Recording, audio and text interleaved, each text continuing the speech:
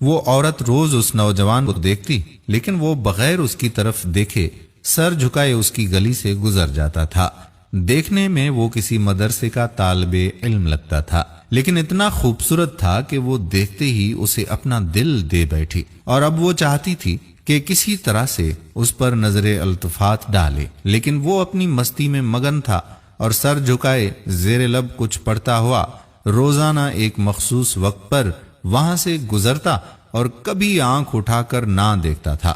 اس عورت کو اب ضد سی ہو گئی تھی۔ وہ حیران تھی کہ کوئی ایسا نوجوان بھی ہو سکتا ہے جو اس کی طرف نہ دیکھے، اور اسے ایسا سوچنے کا حق بھی تھا۔ وہ اپنے علاقے کی سب سے امیر ترین اور خوبصورت ترین عورت تھی، خوبصورت اتنی کہ جب وہ باہر نکلتی تو لوگ اسے بے اختیار دیکھنے پر مجبور ہو جاتے تھے۔ اسے حیرت تھی کہ جس کی خوبصورتی کو دیکھنے کے لیے لوگ ترس رہے ہیں، وہ خود کسی کو پسند کرے اور وہ مائل نہ ہو، اس کی طرف دیکھنا گوارا نہ کرے۔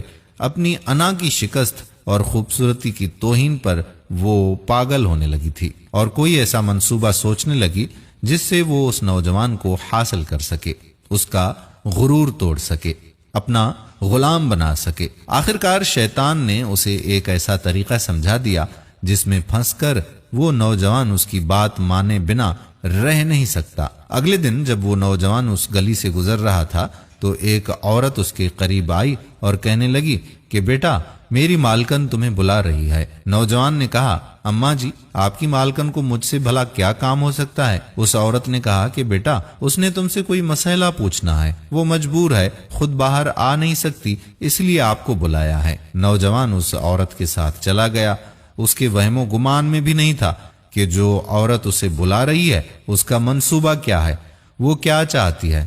وہ تو اپنی فطرتی سادہ دلی کی وجہ سے اس کی مدد کرنے کے لیے اس کے گھر میں داخل ہو گیا۔ اس کے ذہن میں تھا کہ شاید کوئی بوڑھی عورت ہے جو اپنی کسی معذوری کی وجہ سے باہر آنے سے قاصر ہے۔ نوکرانی نے اسے ایک کمرے میں بٹھایا اور انتظار کرنے کا کہہ کر وہاں سے چلی گئی۔ تھوڑی سی دیر کے بعد کمرے میں وہی عورت داخل ہوئی۔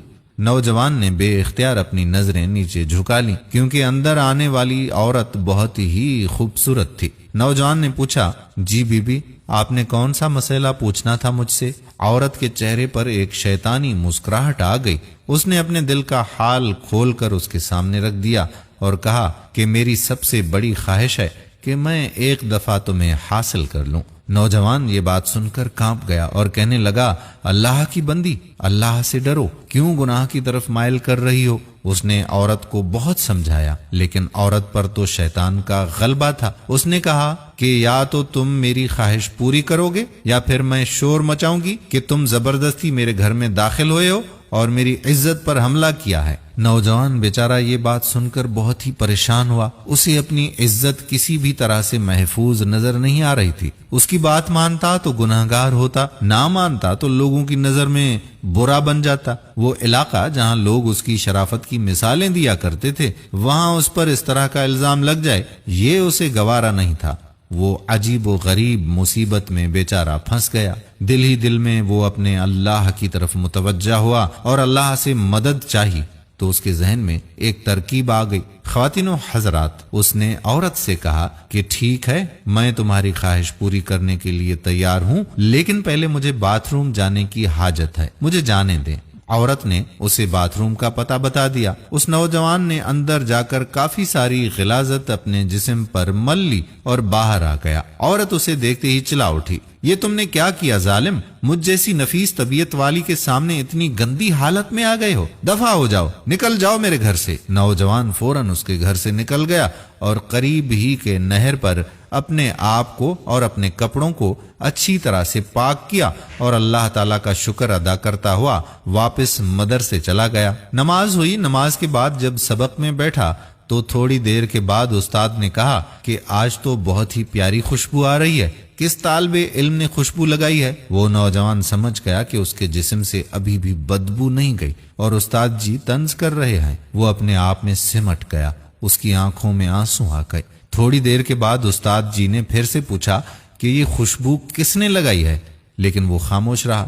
آخرکار استاد نے سب کو ایک ایک کر کے بلایا اور خوشبو سونگنے لگے۔ اس نوجوان کی باری آئی تو وہ سر جھکائے استاد کے سامنے کھڑا ہو گیا۔ استاد نے اس کے کپڑوں کو سونگھا تو خوشبو اس کے کپڑوں سے آ رہی تھی۔ استاد نے کہا کہ تم بتا کیوں نہیں رہے تھے کہ یہ خوشبو تم نے لگائی ہے؟ نوجوان رو پڑا، کہنے لگا استاد جی اب اور شرمندہ نہ کریں، مجھے پتا ہے کہ میرے کپڑوں سے بدبو آ رہی ہے، لیکن میں مجبور تھا۔ اس نے وہ پورا واقعہ اپنے استاد جی کو سنا دیا۔ استاد نے کہا کہ میں تمہارا مذاق نہیں اڑا رہا بیٹے، اللہ کی قسم کھا کر کہتا ہوں کہ تمہارے کپڑوں سے واقعی ایسی خوشبو آ رہی ہے جو میں نے آج سے پہلے کبھی سونگھی ہی نہیں ہے، اور یقیناً یہ اللہ تعالیٰ کی طرف سے ہے کہ تم نے اپنے آپ کو گناہ سے بچانے کے لیے اپنے آپ کو گندگی لگانا پسند کر لیا، لیکن اللہ تعالیٰ نے اس گندگی کو ایک ایسی خوشبو میں بدل دیا ہے جو کہ اس دنیا کی لگتی ہی نہیں، یہ جنت کی خوشبو لگتی ہے۔ دوستو کہتے ہیں کہ اس نوجوان کے جسم سے وہ خوشبو ہمیشہ آتی رہی۔ دوستو یہ پرہیزگاری ہوتی ہے اور یہ اپنے آپ کو بچانے کا اجر و ثواب ہوتا ہے۔ اللہ تعالیٰ کے ہاں کون سی چیز اور کون سا ہمارا عمل پسند آ جائے اور اس کے صدقے میں اللہ تعالیٰ ہم پر مہربان ہو جائے، اس کا پتہ نہیں۔ تو دوستو تقوی